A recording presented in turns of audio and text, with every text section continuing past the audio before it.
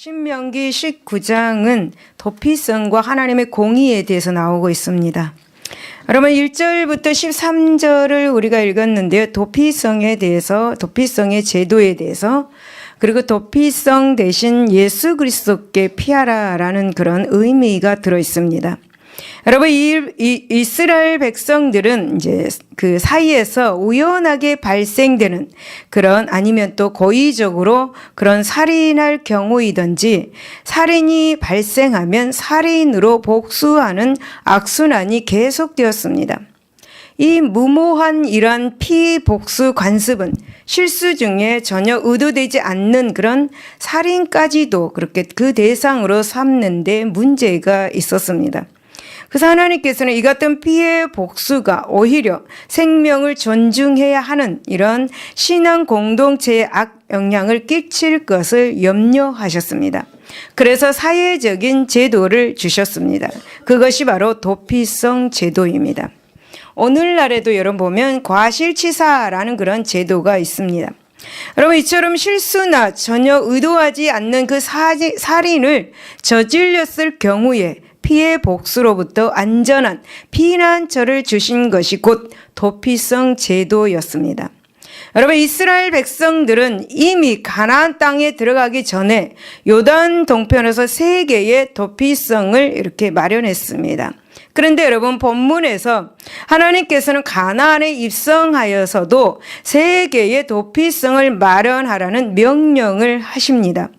즉 여러분 도피성은 이스라엘 백성들 그 주변에 마련해서 누구든지 실수로 살인한 자가 찾아가서 피할 수 있는 곳으로, 가까운 곳으로 그렇게 정하셨습니다. 여러분 하나님께서 이렇게 도피성을 마련하시는 것은 무엇일까? 바로 도피성을 세우신 목적이 무엇이겠습니까? 물론 여러분 부지 중에 살인한 자, 그 부지 중에 살인한 자를 살리기 위함입니다. 그러나 여러분 더 깊이 우리가 묵상을 해본다면 바로 이스라엘 백성들을 사랑하시고 그리고 보호하시는 하나님의 섬세한 섭리라고 그렇게 큰 의미가 포함되어 있습니다. 하지만 여러분 도피성 제도는 단순히 이스라엘 백성들의 사회 제도 중에 하나로만 그치는 것이 아닙니다. 왜냐하면은 이 도피성 제도는 우리의 죄를 사하신 예수 그리스도의 사역을 예표하고 있기 때문입니다. 여러분 도피성은 예수님의 십자가 사건 속에 숨어 있는 하나님의 뜻이 있습니다. 그 뜻이 바로 사랑입니다. 그 뜻이 바로 하나님의 공의입니다. 여러분 하나님의 사랑이 있기에 한 생명이라도 구원하시기 위해서 도피성을 세웠습니다. 그런즉 여러분 이 도피성 제도는 신약시대의 성도들에게 많은 영적 교훈을 주고 있습니다. 그렇다면 그리스도의 사역을 예표하는 이 도피성에는 죄인을 보호하기 위한 어떤 조처가 있는지 한번 살펴보도록 하겠습니다. 5절을 보면은 가령 사람이 그 이웃과 함께 벌목하러 살림에 들어가서 손에 도끼를 들고 벌목하려고 찍을 때 도끼가 자루에서 빠져서 그 이웃을 맞춰 그를 죽게 함과 같은 것이라. 이런 사람은 그 성읍 중 하나로 도피하여 생명을 보존할 것이라 라고 그렇게 말씀하며 생명을 보존하기 위해서 도피성을 만들어라 라는 것입니다. 그래서 도피성은 생명이 있다라는 것입니다. 여러분 도피성 제도는 고의적인 살인과 그리고 부지 중에 살인을 구별하였습니다. 그렇다면 여러분 이것은 당대의 관습을 뛰어넘는 도덕을 보여주고 있습니다. 사실 여러분 고의적인 악행과 부지 중에 지은 죄를 구분하지 않는다면 도덕은 손상될 수밖에 없을 것입니다. 여러분 하나님께서 이 같은 제도를 주신 것은 역시 사랑과 그리고 공의로우신 하나님의 섭리입니다. 그런데 여러분 여기에서 우리가 간과할 수 없는 것은 도피성에 피신한 그 살인자, 즉 죄인의 생명을 보호한다라는 점입니다. 곧 살인한 자는 무죄한 피를 흘린 그런 죄입니다. 그 살인이 부주의로 일어난 일이라 할지라도 여러분, 살인한 자의 영혼은 무죄한 자의 피를 흘리는 가운데 죄를 범한 것입니다. 그런데 여러분, 하나님께서는 도피성을 마련하시고 이러한 죄인의 생명이 보존할 수 있는 길을 예비하셨습니다. 여러분, 오늘날 우리 신약 시대에는 우리를 위해서 십자가에서 못 박이신 예수 그리스도, 그 예수 그리스도가 우리 죄인된 우리가 지금 예수 그리스도로 말미암아 생명을 보호받고 있습니다. 그런즉 이 도피성은 예수님의 사역을 예표한다라고 그렇게 볼 수가 있습니다. 그리고 그 안에 있는 생명을 받을 수 있게 되었습니다.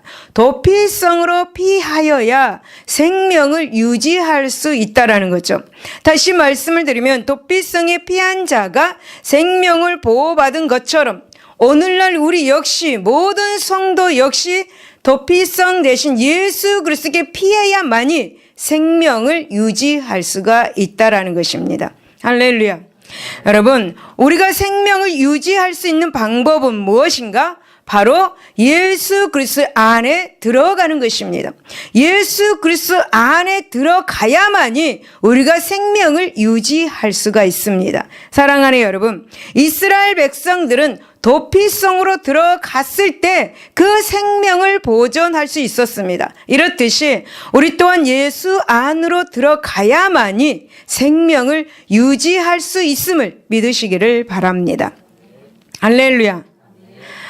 둘째 보면은 9절을 보면은 또 너희가 오늘 내가 너에게 명하는 이 모든 명령을 지켜 행하여 내 하나님 여호와를 사랑하고 항상 그의 길로 행할 때는 이 셋 외에 새 성읍을 더하여 라고 그렇게 말씀을 하고 있습니다.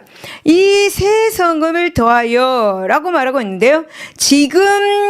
지금에 있는 곳에서 새 성읍, 그리고 적과 꿀이 흐르는 가나안 땅에 가서도 새 성읍을 말합니다. 근데 여기에 새 성읍 안에 가서 도피성을 만들어라, 세 개를 만들어라 라는 것을 볼 때에 너희가 도피성 안에 들어갈 때에 평안이 있을 것이다 라는 것을 또 우리에게 알려주고 있습니다.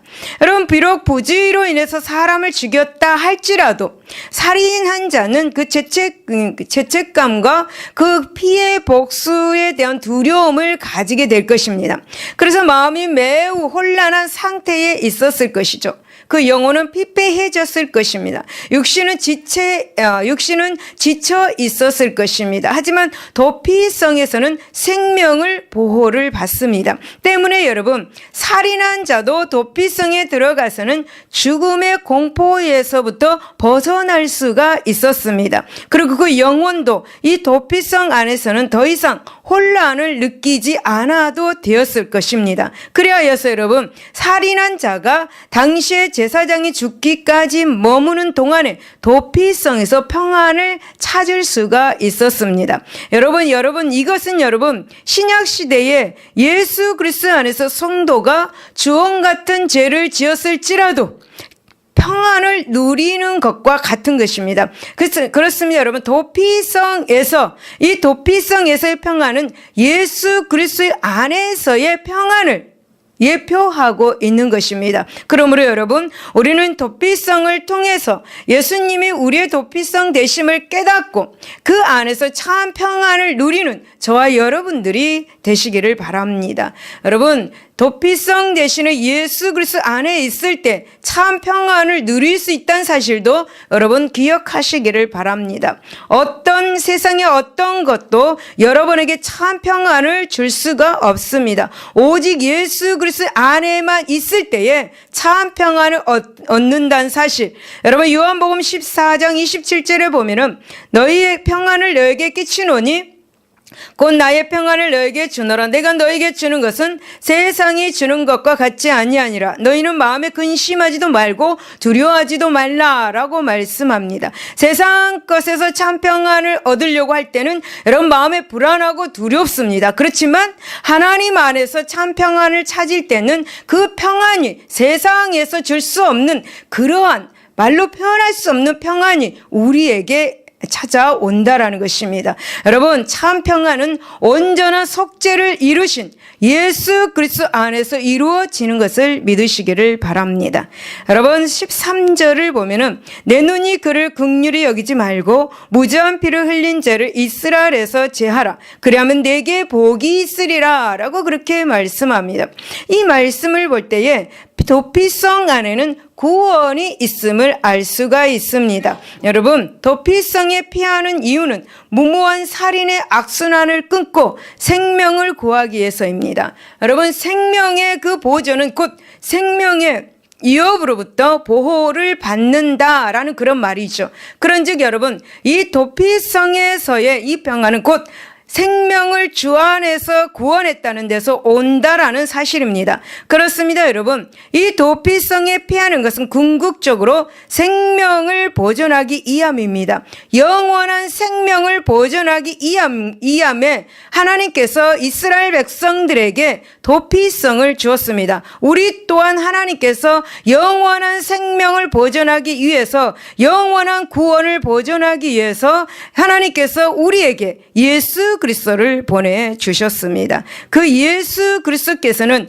우리의 제3과 영원한 생명으로 인도하시기 위해서 이 땅에 오셔서 피 흘리시며 돌아가셨죠. 그러므로 여러분, 이 도피성 제도는 예수 그리스도의 사역을, 예수 그리스도의 구원의 사역을 예표한다는 사실을 기억하시기 바랍니다.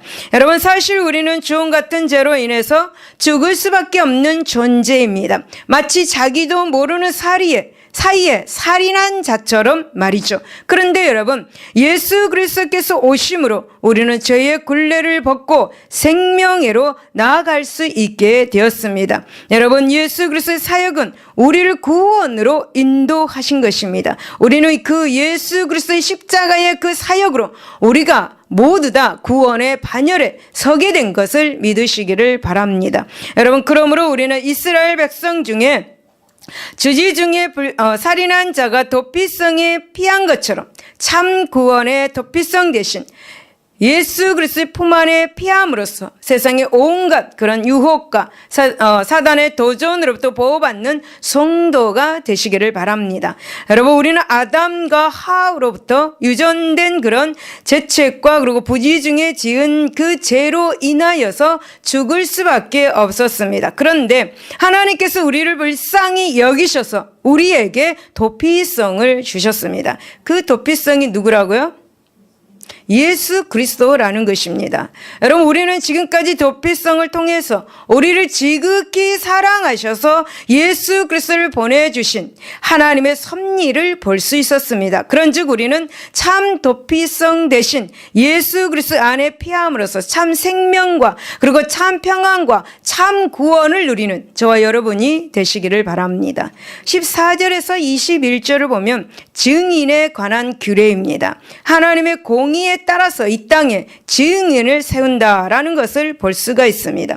여러분, 모세는 가나안 땅에 들어가서 이제 이스라엘 백성들이 지켜야 할 그런 사회적인 규범에 대해서 이렇게 설교하였습니다. 그리고 여러분, 모세는 드디어 재판과 관련된 그런 교훈을 주고 있습니다. 본문에서 나타난 이 증인은 오늘날 법정 용어로 말하는 증인, 곧 본대로 객관적으로 진술하기만 하면 되는 그 증인이 아닙니다. 이 증인은 죄악을 고발하는 고발자의 역할까지 겸하였습니다. 그렇기 때문에 여러분, 구약시대의 증인은 타인의 죄를 고발하는 역할을 하는 가운데 악의로 타인을 정죄하는 경우도 있었습니다. 오늘날 여러분, 투서와 거의 같은 기능을 했던 이 증인 제도에는 악의적인 모함도 배제할 수 없었던 것입니다. 그래서 여러분, 성경은 이 위증하는 자, 곧 타인을 악의적으로 고발하는 자를 잠언 12장 17절에서 경계하고 있습니다.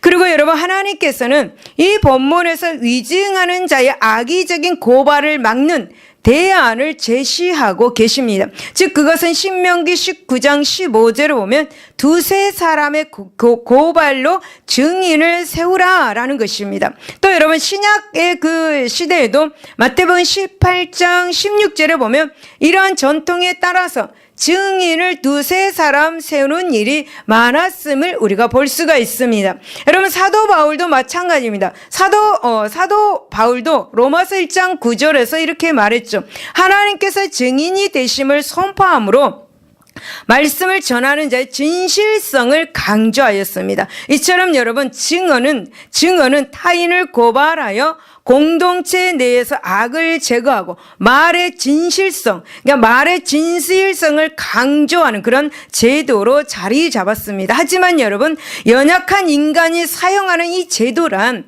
여러분 하나님께서 주신 의도와 달리 악용될 소지가 많았습니다. 그래서 본문에 나타난 이 위증이 하나님께서 주신 증인 제도를 오염시킨 그런 죄악이었습니다. 그래서 여러분 하나님께서는 이 같은 인간의 연약함을 아시고 그 대안을 주신 것입니다. 따라서 여러분 증인 제도와 위증하는 자에 대한 벌은 하나님의 공의를 이 땅에 실현하시고자 하는 하나님의 공의로우신 의지의 결과다라고 그렇게 말할 수가 있는 것입니다.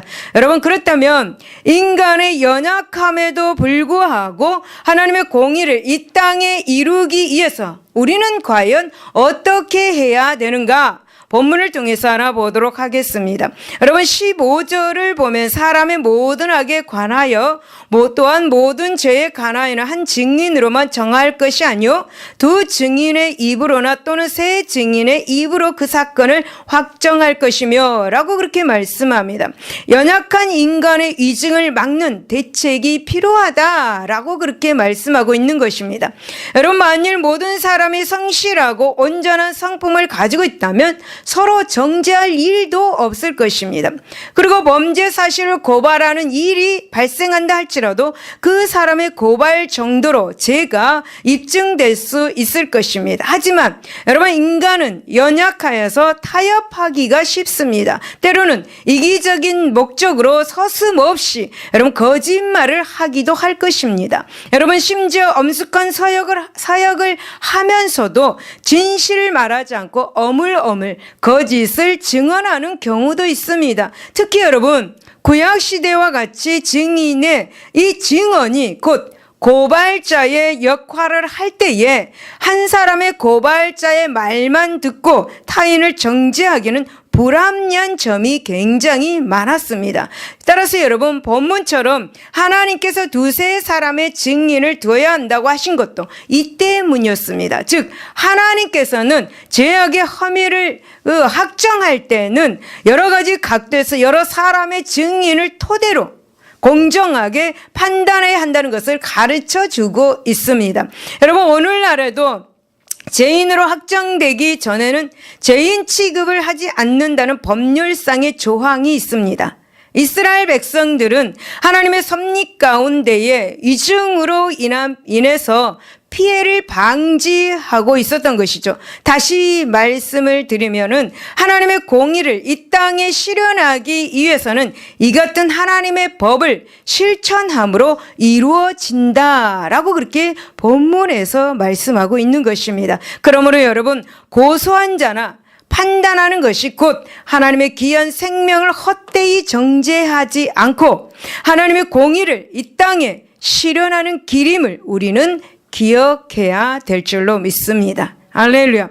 법리이야기가 나오니까 이해하기가 너무나 힘듭니다. 그러나 여러분 너무나 재밌습니다. 저는 법리이야기가 나오면 너무 재밌습니다. 구약의 법리이야기가 나오면 너무 재밌습니다. 구약의 성경을 읽으면 저는 너무 재밌습니다. 네. 여러분 두 번째 보면 16절에서 19절을 보면은 만일 위증하는 자가 있어 어떤 사람이 악을 행한다고 말하면 그 논쟁하는 쌍방이 같이 하나님 앞에 나가 그 당시에 제사장과 재판장 앞에 설 것이요 재판장은 자세히 조사하여 그 증인이 거짓 증거하여 그 형제를 거짓으로 모함한 것이 판명되면 그가 그의 형제에게 행하려고 꾀한 그대로 그에게 행하여 너희 중에서 악을 제하라 라고 그렇게 말씀합니다. 이 말씀을 뭐냐 하면 하나님 앞에서는 드러나지 않을 죄악이 없다라는 것을 인식하라고 그 말씀을 해 주시는 것입니다. 여러분, 하나님께서 위증하는 자의 거짓된 고발을 방지하기 위해서 두세 사람을 증인으로 세워야 한다라고 그렇게 가르치셨습니다. 여러분, 이것은 하나님 앞에서 드러나지 않을 죄악이 없다라는 사실이 함축되어 있습니다. 그렇습니다. 여러분, 인간은 연약합니다. 아까도 우리가 찬양했죠. 주여, 우리는 연약합니다. 정말 연약합니다. 하지만 여러분, 하나님은 진실되십니다.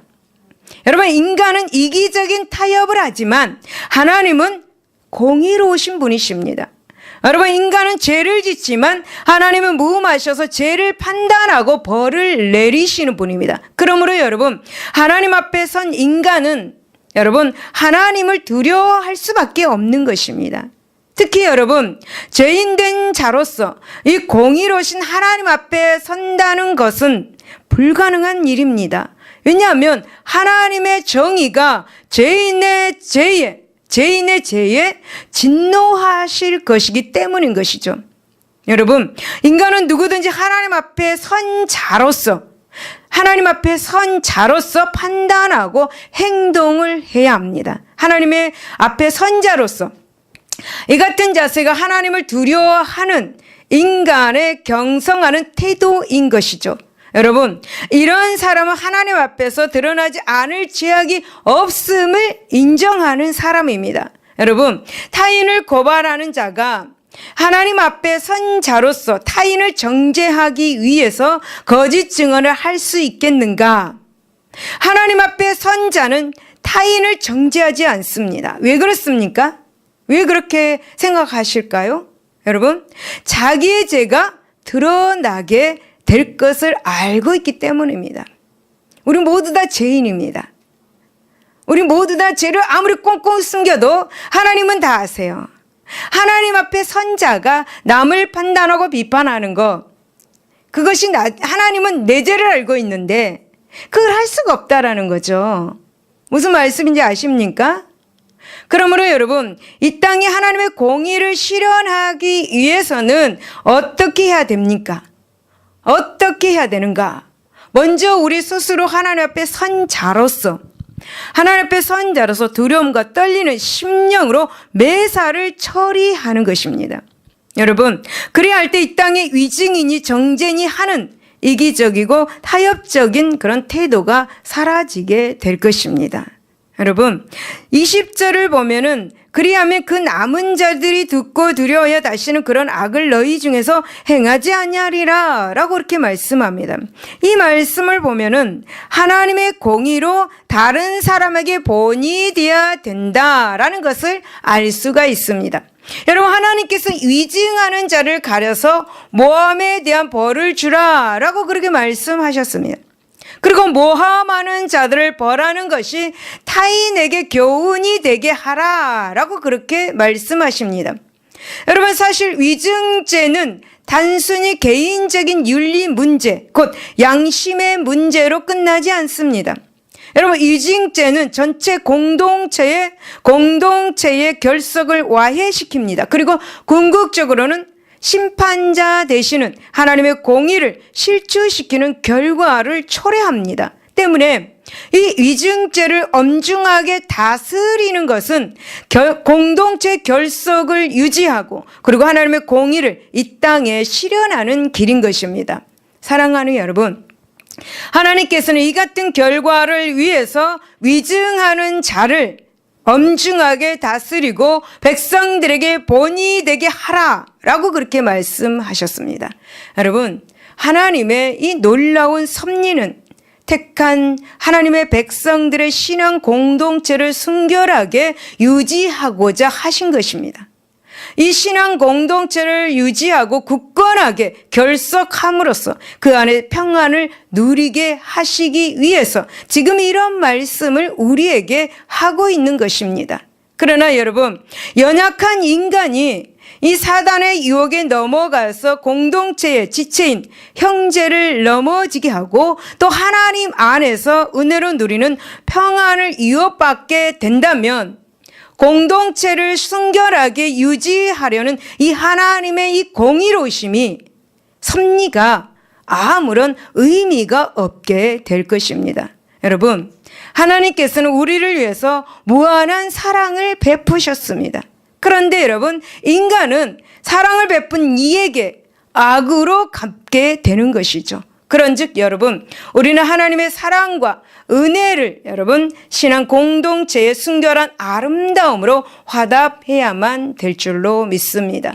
그러기 위해서 우리는 하나님의 공의를 파기하는 어떤 일도 단호하게 배제해야 될 줄로 믿습니다. 여러분 19절을 보니까 너희 중에서 악을 지하라 라고 그렇게 말씀하죠. 여러분 이것은 바로 하나님의 공의를 이 땅에 실현하기 위한 가장 기본적인 말씀입니다. 가장 기본적인 말씀이고 가장 당연한 우리의 의무인 것을 여러분 기억하시기를 바랍니다. 여러분, 성도 여러분, 이쟁죄를 통하여 우리는 하나님의 공의가 어떻게 이 땅에 실현되는가를 배웠습니다. 하나님께서는 당신의 공의로우심으로 우리를 보호하시고 인도하십니다. 하나님께서는 여러분 죄인된 인간에게 기회를 주시고 회개하기를 기다리고 계십니다. 그럼에도 불구하고 우리가 인간적인 연약함이나 이기심으로 하나님의 공의를 파괴하는 일을 저지른다면 공의로우신 하나님 앞에서 용서받을 수가 있겠는가? 여러분, 그렇다면 우리는 하나님의 공의를 이 땅에서 실현하기 위해서는 어떻게 해야 되는가? 여러분, 그것은 우리 안에 있는 악을 먼저 제거해야 될 줄로 믿습니다. 그리고 여러분 서로 지체된 여러분 형제를 사랑과 진실로 대할 때 하나님의 그 뜻이 이 땅 가운데 실현된다라는 사실을 여러분 기억하시기를 바랍니다. 그러므로 사랑하는 여러분, 우리는 서로 죄를 멀리하는 절제와 그리고 서로 선을 행하는 아름다운 신앙 공동체를 만들어가서 하나님께 영광 돌리는 저와 여러분이 되시기를 바랍니다. 기도하겠습니다.